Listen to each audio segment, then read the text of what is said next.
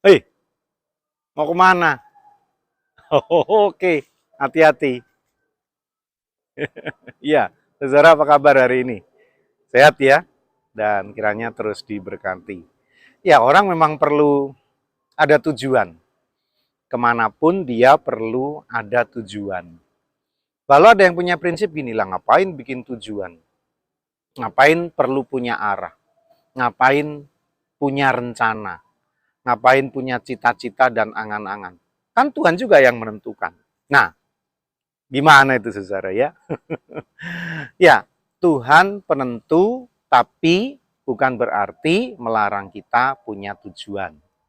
Melarang kita punya angan-angan, cita-cita, arah, ya, perencanaan dan lain sebagainya. Itu adalah bagian kita.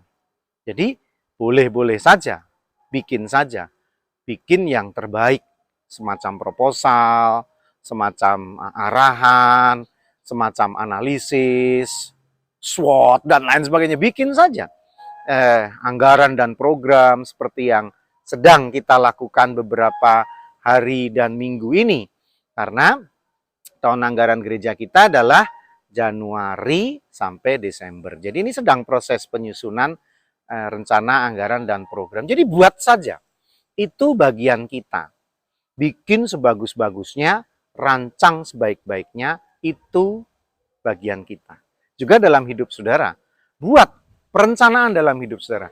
5 tahun ke depan, 10 tahun ke depan, sekolah anak-anak, kuliah anak-anak, rumah, mobil, macam-macam. Bikin perencanaan semuanya ya. Sampai kalau perlu bikin menu makan. Kapan bebas, kapan diet ya, atur saja, buat saja. Salah satu ayat juga bercerita tentang membuat perencanaan. Kejadian 24 misalkan, ayat 12. Kejadian 24 ayat 12. Lalu berkatalah ia, Tuhan, Allah Tuanku, Abraham, buatlah kiranya tercapai tujuanku pada hari ini, tunjukkanlah kasih setiamu kepada Tuanku Abraham. Kejadian 24 ayat 12. Ini tentang apa? Tentang Abraham cari mantu. Ya. Jadi Abraham udah tua, ya, dia akan meninggal, lalu dia berpesan pada orang kepercayaannya.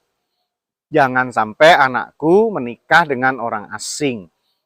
Carilah di negeriku sana, kira-kira seperti itu. Lalu mereka membuat perencanaan dan berangkatlah dia. Dan itulah dapatlah Ribka ya untuk Ishak, saudara ya. Nah, kan boleh buat perencanaan? Iya, boleh. Kalaupun meleset, ya udah, itu maunya Tuhan. Kalau terrealisasi, puji Tuhan. Berarti apa yang kita rencanakan sesuai dengan kehendak Tuhan. Dan saudara, dalam keterbatasan kita sebagai manusia, buatlah perencanaan. Itu harus. Ya, susunlah rencana. Buatlah tujuan. Mau ke kanan, mau ke kiri, mau kemana nih kita nih. Buatlah itu semua. Sekali lagi karena memang itu bagian kita sebagai orang yang terbatas. Dan selanjutnya, serahkan pada Tuhan. Masih bersama dengan saya Pendeta Yudi dalam Renungan Mas, esok masih ada solusi.